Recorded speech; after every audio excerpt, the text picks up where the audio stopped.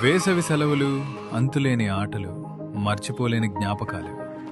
కానీ ఈ సందడి వెనుక మనం గమనించని ఒక నిశ్శబ్ద మృత్యువు పొంచి ఉంది.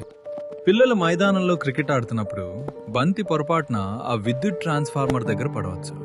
ఆ బంతిని తెచ్చే తొందరలో ఆ చిన్నారి చేతులు లైవ్ వైర్లను తాకవచ్చు.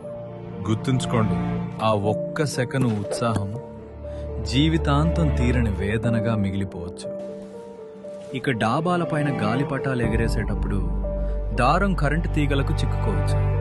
ఆ గాలిపటాన్ని తీయడానికి పిల్లలు పొరపాటున ఇనుప చువ్వలను గాని తడి కర్రలను గాని వాడితే ఆ తీగల్లో ప్రవహించే వేల వోల్టుల విద్యుత్తు వారి ప్రాణాలను నిలువునా హరిస్తుంది.